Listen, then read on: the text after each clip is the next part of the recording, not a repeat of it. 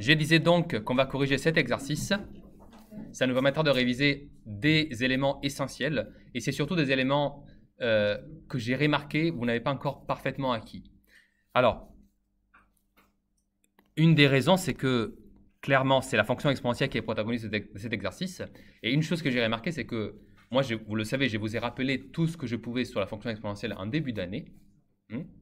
En particulier, règles de dérivation, comment elle se comporte, quelles sont ses propriétés principales. Mais à la base, vous étiez censé la voir et vraiment vous imprégner d'elle l'année dernière.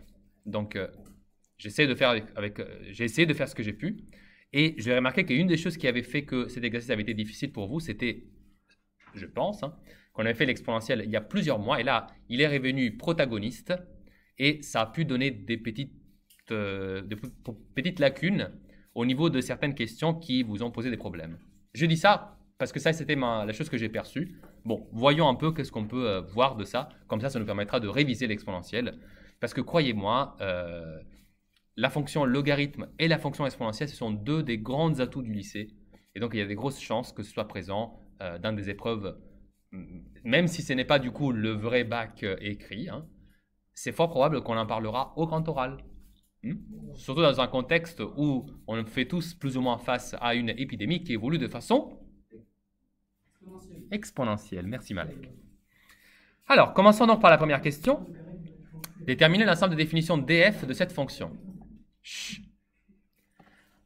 Alors, pour ça, on rappelle ce qu'on sait.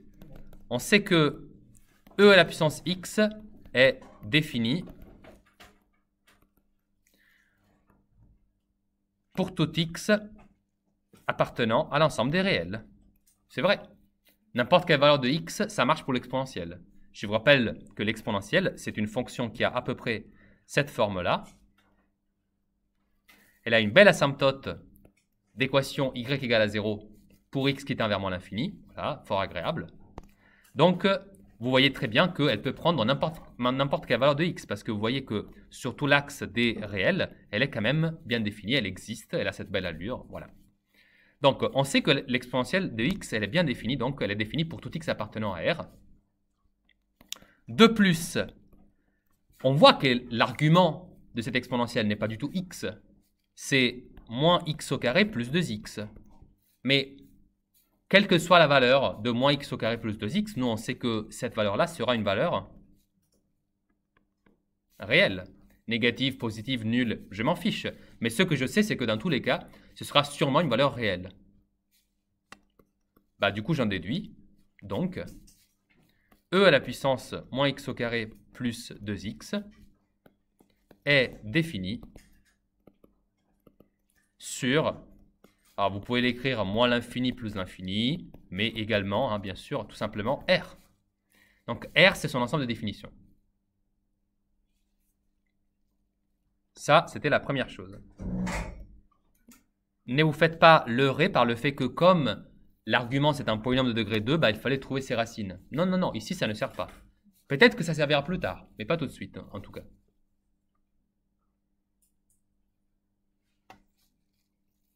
Deuxième question, déterminer le signe de la fonction f. Alors, je vais le faire à côté, parce que sinon, j'aurai plus l'espace. 2, donc. Encore une fois, servons-nous de notre connaissance sur l'exponentielle. Quel est le signe de cette fonction? E à la puissance x, c'est une fonction qui est plus que ça même, c'est strictement positive, toujours supérieur strictement à 0.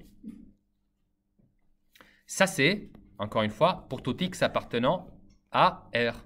Donc, grâce à la positivité de l'exponentielle, c'est le nom de cette propriété, elle est positive. Positivité de l'exponentielle. Pardon? Non, parce que E, c'est une valeur numérique. C'est le nombre de nœuds pairs et ça vaut, je vous rappelle, 2,7 approximativement. Donc, grâce à la positivité de l'exponentielle, si tu veux, par contre, tu peux mettre 2e à la puissance x. Ça, c'est l'exponentielle. Là, du coup, tu peux l'écrire. De l'exponentielle, on peut affirmer que pour tout x appartenant à R, e à la puissance moins x au carré plus 2x est supérieur à 0. Encore une fois, strictement. Et une petite remarque là, c'est que, vous voyez, c'est que des phrases en français pour le moment qui nous ont sauvé la mise. On n'a pas besoin de rajouter quoi que ce soit en fait. Ça c'est un rappel, encore une fois, ce n'est pas nécessaire ici, mais... Et encore une fois, je tiens à être clair, hein. La propriété que nous sommes en train d'appliquer est bien celle-là.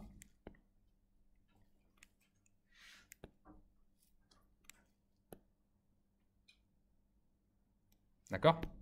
C'est bien celle-là. Et la raison pour laquelle nous pouvons l'appliquer, c'est pour la deuxième fois, donc je ne le répète pas, hein. Moins x au carré plus 2x, c'est une fonction qui appartient toujours, dont les valeurs appartiennent toujours au nombre réel. Donc ça veut dire que, comme ça, c'est toujours un nombre réel, et que elle est vraie, cette propriété-là, elle est vraie pour tout x appartenant à R, du coup, tout s'imbrique bien, vous voyez. Moins x au carré plus 2x est toujours réel. Moi, je sais, vous voyez, c'est une remontée. Je sais que pour tout x, petit x rouge, du coup, appartenant à R, l'exponentielle de ce petit x rouge est supérieur à 0. Ça veut dire que du coup, si je remplace x par moins x au carré plus 2x, ça va encore marcher. Vous voyez, la propriété tient toujours. Donc, question numéro 3. Enfin, la question de calcul. Déterminer l'expression de f de f'. F' de x est donc la dérivée de la fonction e à la puissance moins x au carré plus 2x. Alors ça, c'est une étape dans laquelle j'ai remarqué des petites erreurs de calcul. Alors, dans la moyenne quand même, mais voilà, essayons d'éviter les erreurs de calcul là où on peut. Ici, je vous rappelle quelle était la formule, et donc je me permets de déjà modifier les couleurs juste pour vous faire rappeler que là, c'est une formule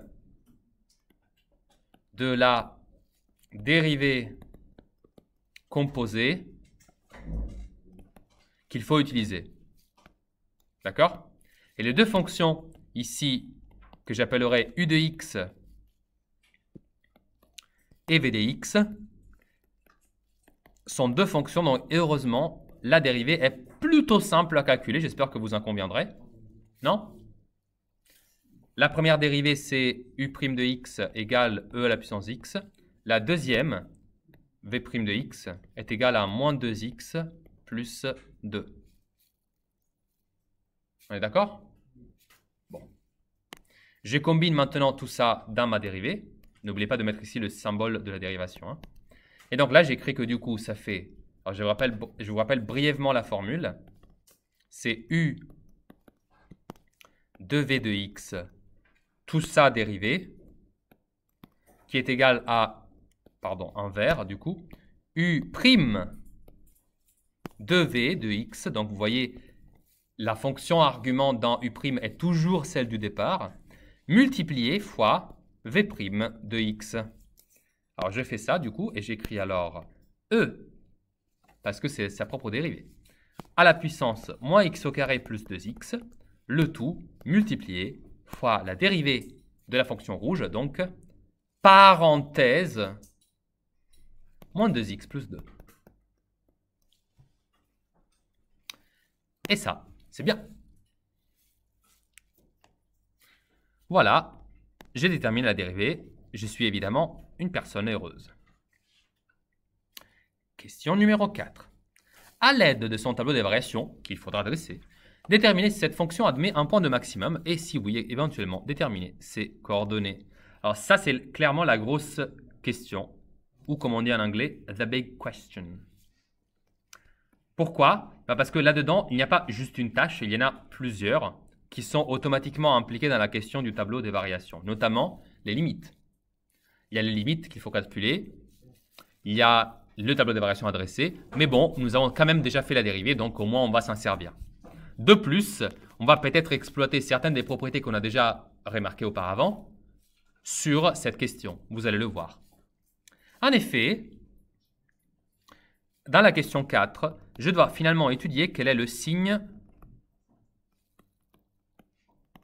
de f' de x. Donc, signe de f' de x, je vais essayer de résoudre l'inéquation e à la puissance moins x au carré plus 2x fois moins 2x plus 2 supérieur ou égal à 0.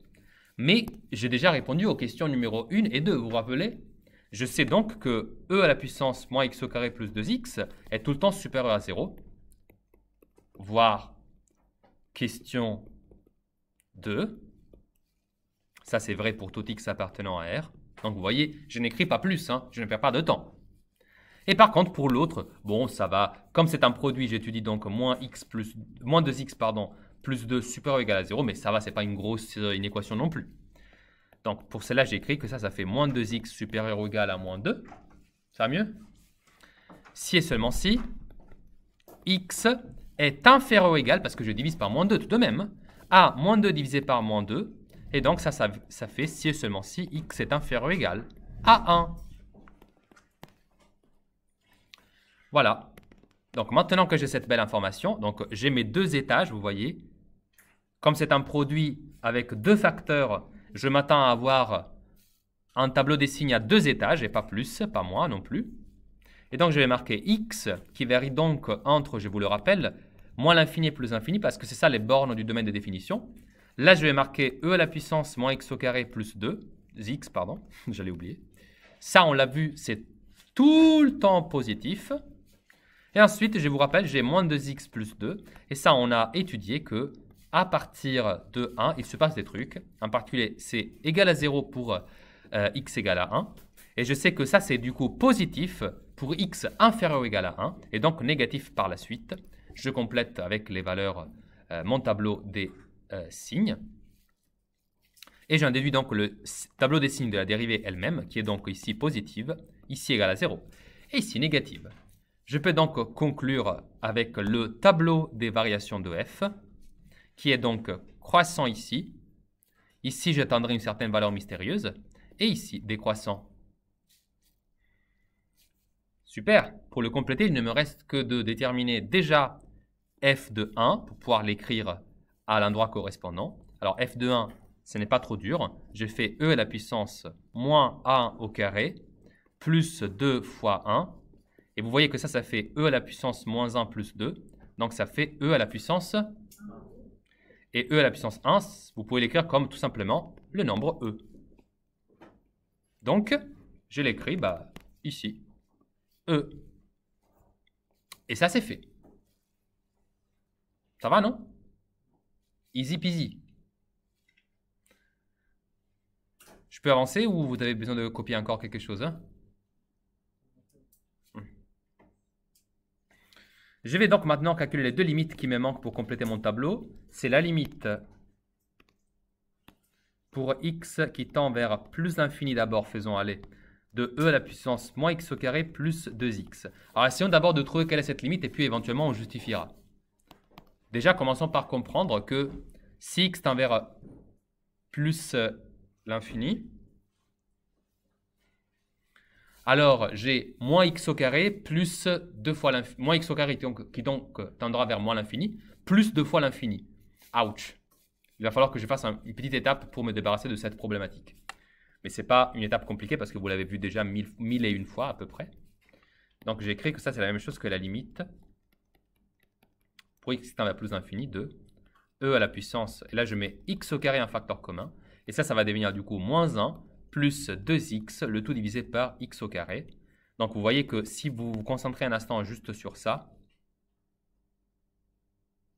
vous pouvez remarquer facilement que ça va tendre vers moins 1, et donc ça tend vers l'infini fois moins 1, donc moins l'infini, et e à la puissance moins l'infini, ça tendra vers 0. En effet, en effet. Alors, ça, c'était pour trouver le résultat. Maintenant, essayons de le justifier. Alors, pour le justifier, je vous fais donc une belle parenthèse.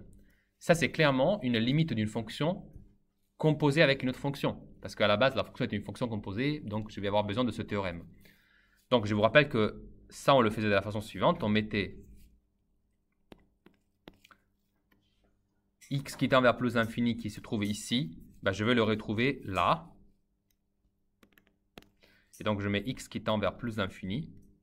Et là, j'écris juste l'argument. Donc, x au carré qui multiplie moins 1 plus... Alors, 2x divisé par x au carré, ça fait 2 sur x. Hein, parce que x, je peux le simplifier. Et ça, vous pouvez, grâce à cette réécriture, affirmer que ça fait moins l'infini. Maintenant, vous reprenez ce que vous venez de déterminer, donc lui, et vous écrivez une nouvelle limite, la limite pour x qui maintenant va tendre vers lui, moins l'infini. Pardon. D'accord? De quoi? Eh bien, de e à la puissance juste x. Vous voyez, vous avez remplacé. Vous savez que la limite de l'argument tend vers moins l'infini. Et bien, du coup, maintenant, je fais la limite pour x qui tend vers moins l'infini. Bah, tout simplement de e à la puissance x. Et ça, on sait que ça fait 0. Donc, on écrit 0. Et on a justifié notre limite. Donc, en fait, le passage est cette limite, je suis la flèche. Et c'est à partir de là que je trouve ce résultat. Alors, je sais que ici, ce n'était pas demandé de justifier de façon explicite. Donc, je vous donnerai les points, même si vous avez écrit juste le bon résultat.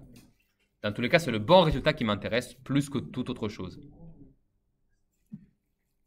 Avez-vous des problèmes sur cette application du théorème? Nous l'avons déjà vu plusieurs fois. Non? Ça va. Alors, de l'autre côté, ça va être très similaire, mais je crois un poil plus facile. Si je fais la limite... Non, ah, excusez-moi, j'ai oublié presque j'ai oublié de l'écrire. Et d'ailleurs, j'ai fait ça. Ah non, ça c'était plus l'infini, pardon. Dans tous les cas, c'est cohérent. Si je passe de e à 0, clairement, je descends au niveau de la valeur. Donc, pour moi, c'est cohérent. Ok, je passe à l'autre limite, du coup. C'est donc la limite, cette fois-ci, pour x qui tend vers moins l'infini, de la même chose. Alors là, j'ai un avantage. Bah, c'est le fait que ça, c'est moins x au carré plus 2x. Si je fais tendre x vers moins l'infini, ça me tend quand même vers moins l'infini. Parce que c'est moins un carré, donc bah, ça reste négatif. Hein. Et 2x, c'est 2 fois moins l'infini, donc ça fait moins l'infini. Et là, il n'y a rien à dire. C'est comme ça. Par contre, si vous voulez bien le rédiger, vous allez le faire toujours avec le même théorème. Donc, vous dites limite pour x qui tend vers moins l'infini de moins x au carré plus 2x. Ça, c'est bien égal à moins l'infini. Et ensuite, vous dites que la limite pour x qui tend vers moins l'infini, du coup, de e à la puissance moins x au carré plus 2x. Eh bien, ça, du coup, ça fait... Excusez-moi. Du coup, j'ai trop écrit. Hein, de e à la puissance x. Ça fait bien 0, comme tout à l'heure. Donc, le résultat final, c'est que ça fait 0 aussi. Ah, il y a donc une certaine symétrie dans le tableau des variations. Ça va donc passer de 0 à e et de e à 0. Maintenant qu'on a tout complété, on peut donc déduire que la fonction admet bien sûr un maximum. Et je vais donc l'écrire avec un stylet un peu plus large, sinon vous ne lisez rien. F admet donc un maximum. Est-ce qu'il me demandait la valeur du maximum ou le point du maximum? Je vais récupérer mon sujet.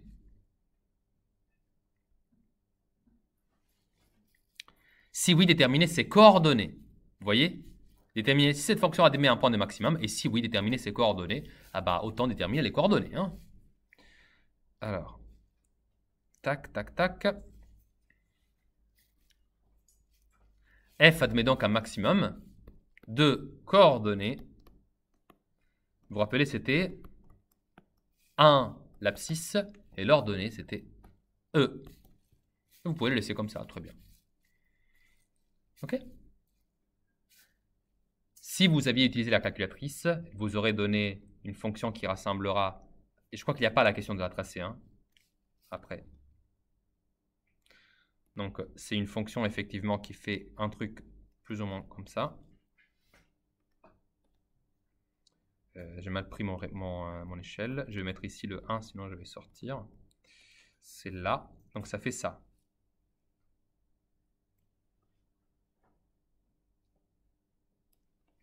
D'accord? Et là, ça vaut du coup la valeur E. Ça ressemblait à ça.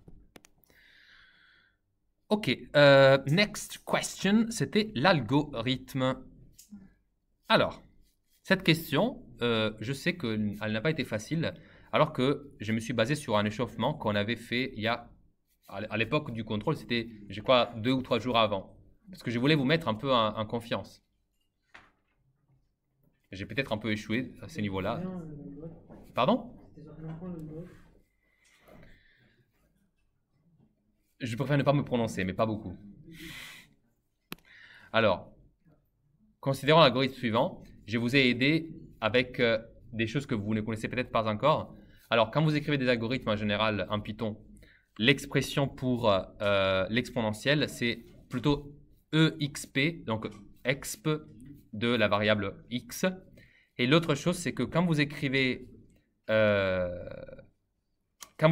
ça, en fait, c'est l'écriture pour dire ce symbole-là mathématique. Mais bon, je pense que ça se comprend. Hein. Supérieur ou égal, bah, ça donne ça en français et même en écriture.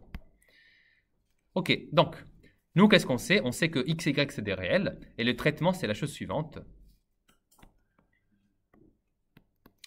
X commence sa vie à la valeur 0.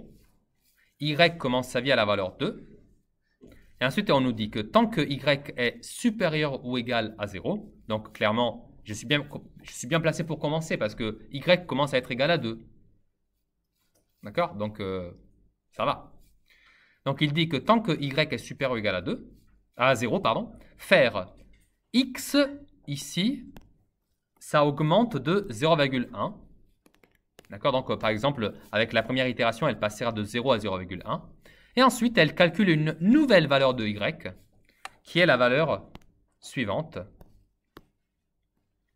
Y égale moins 2x fois l'exponentielle de moins x au carré plus 2x, plus 2 fois l'exponentielle de moins x au carré plus 2x. Alors, si je veux calculer ici la valeur correspondante à x égale à 0,1, bah, il va falloir que je me munisse de calculatrice. Hein. Ça, c'est plutôt inévitable. Mais ça, je peux le faire assez aisément quand même. Moins 2 fois... Alors, la valeur de x, on a dit, c'est 0,1, fois l'exponentielle, qui d'ailleurs ici s'écrit toujours avec le symbole exp dans la calculatrice, mais bon, après, elle va afficher un e à la puissance. Et c'est donc là, exponentielle, donc 2. Alors, et ça, c'est moins 0,1 le tout au carré, plus 2 fois 0,1. C'est super long à écrire, mais pour une fois, je vais vous l'écrire. Après, vous allez voir, je vais utiliser une petite astuce. Fois donc, une nouvelle fois, l'exponentielle 2. Alors, c'est moins 0,1 le tout au carré, plus 2 fois 0,1. Voilà. Donc, ça fait 2,17. Okay. Donc, vous voyez, y est passé de 2 à 2,17. Arrondissons à 2,18 parce qu'après, il y a un 6.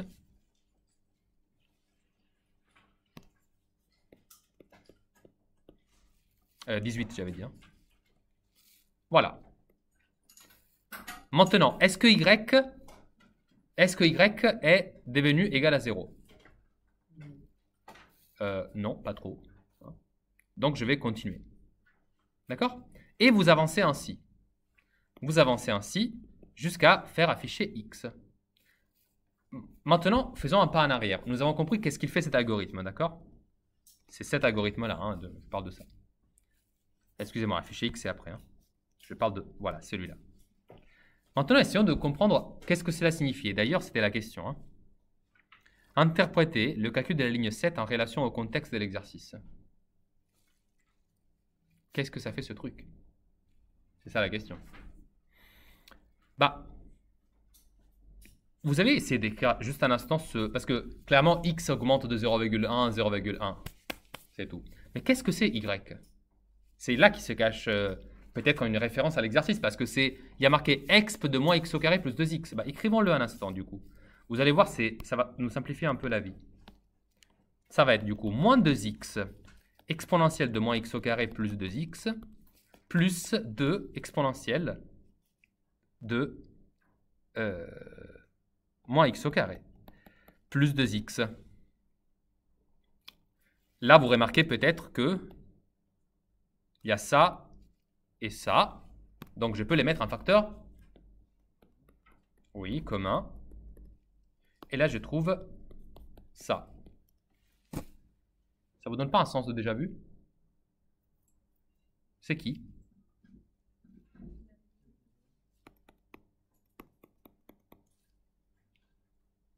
C'est la dérivée.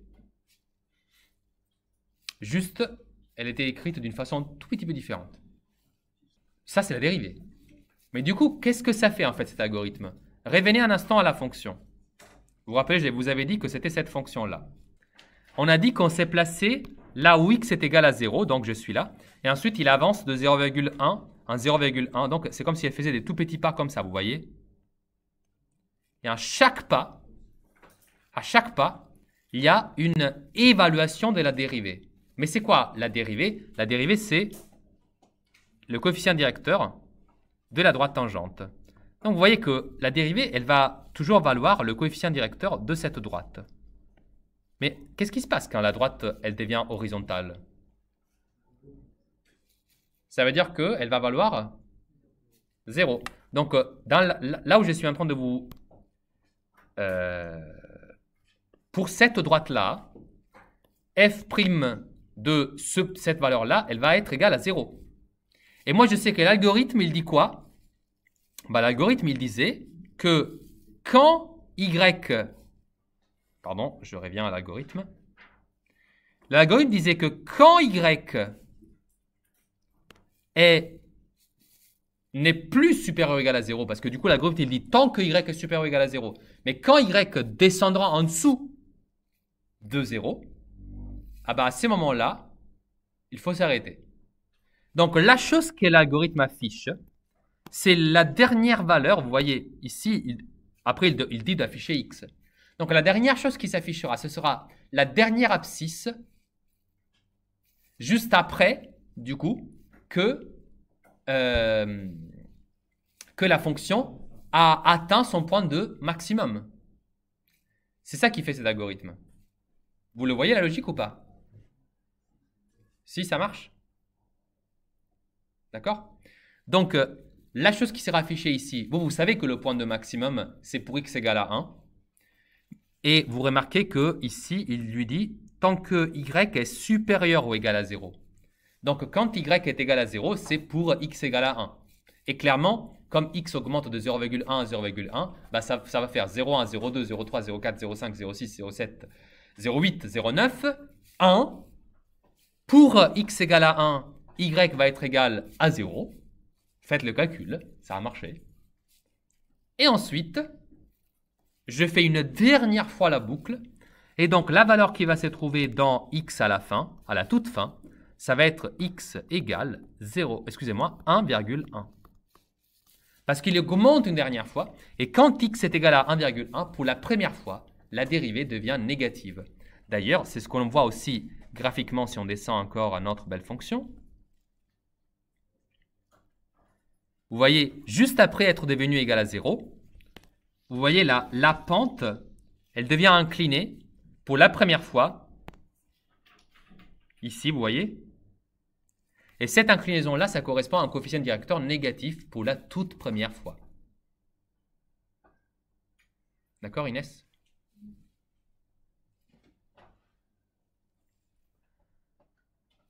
Or, l'algorithme, c'est bizarre du coup, parce que c'est quoi son but? Bah, il nous donne en sortie 1,1. Et donc, il y avait une question juste après qui vous disait, est-ce qu'on ne pourrait pas le modifier pour lui faire un truc très précis qui nous sert vraiment intéressant?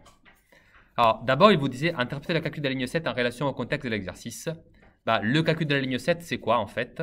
Ça, c'est l'évaluation de la fonction f' sur les points d'abscisse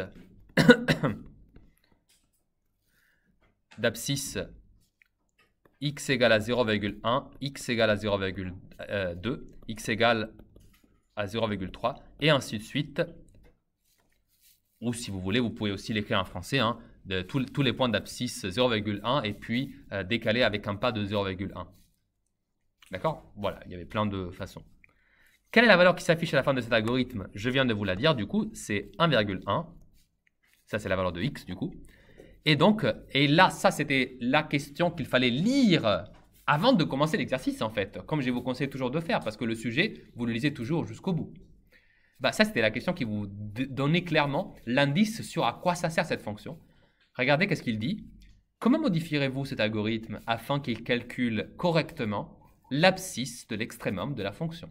Donc, il vous dit en fait que le but caché de l'algo, c'est de trouver quelle est l'abscisse de l'extrémum. Donc, c'est quoi ça, l'extrémum? C'est le maximum. Vous savez, extrêmum, ça veut dire soit maximum, soit minimum. Donc, dans cette fonction, on a vu qu'il n'y a pas de minimum, il y a juste un maximum. Bah, c'est super. Donc, on doit trouver une façon de modifier l'algo pour que à la fin, ça fasse x égale à 1. Et à votre avis, qu'est-ce qu'on peut faire? C'est une petite modification minuscule.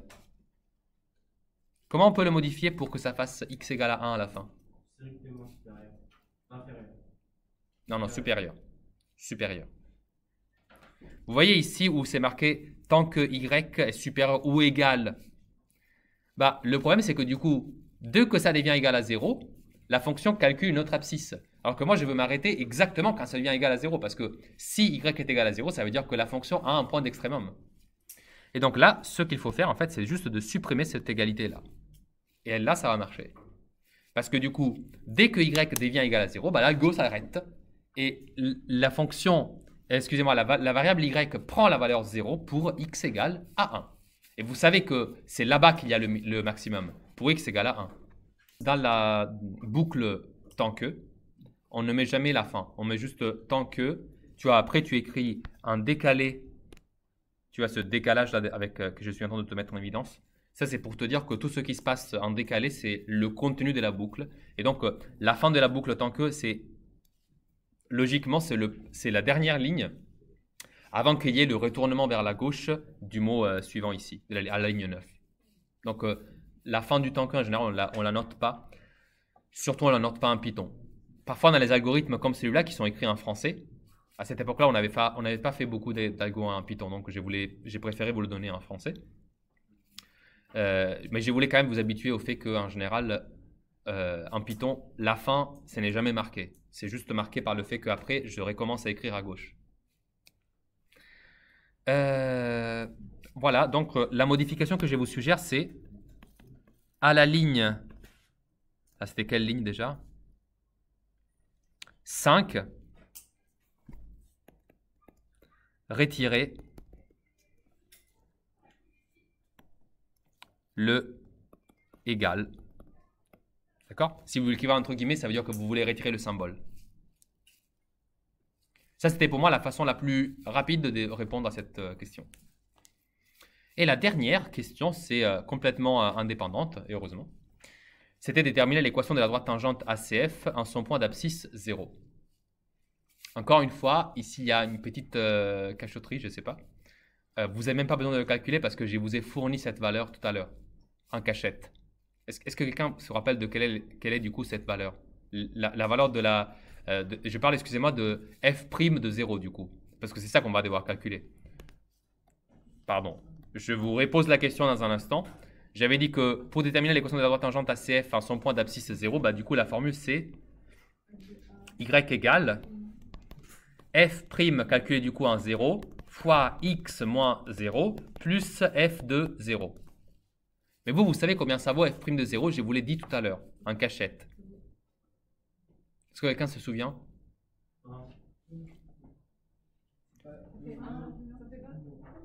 C'est caché dans l'algorithme. C'est 2. Pourquoi c'est 2? Bah parce qu'on avait compris que y, ça fait quoi ça? Ça calcule les valeurs de la dérivée. Ça évalue la dérivée.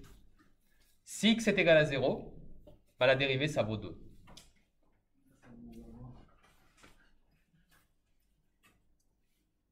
Voilà. C'était la petite... On n'avait pas besoin de justification pour cette question? Si, bien sûr. Mais il fallait juste écrire, grâce à la question précédente, f' de 0 égale à 2.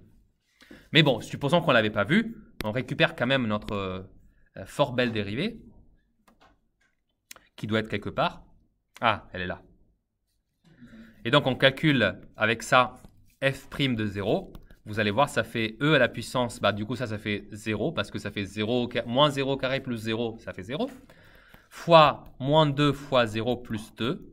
Clairement, ça fait du coup 1 fois 0 plus 2, donc ça fait 2. Voilà. Après, ce n'était pas un calcul non plus impossible, ça va. Donc, grâce à ce petit calcul, je peux affirmer que ça fait donc y égale 2 fois x, parce que x moins 0, vous êtes d'accord avec moi, ça fait x, plus f de 0. Alors f de 0, du coup, je reprends ma fonction qui à la base est l'exponentielle moins x au carré plus 2x. Du coup, ça fait moins 0 au carré plus 2 fois 0. Et ça, c'est encore une fois égal à 1. Donc, l'équation de la tangente, c'est l'équation 2x, y pardon, égale à 2x plus 1. Si vous avez passé un peu de temps avec le sujet 0 que je vous ai imprimé, bah, là-dedans, il y a un exercice qui est quasiment pareil que celui-là en fait. Sauf qu'en plus, cet exercice-là a la convexité, mais nous, à l'époque où j'ai écrit ce sujet, on ne l'avait pas encore fait.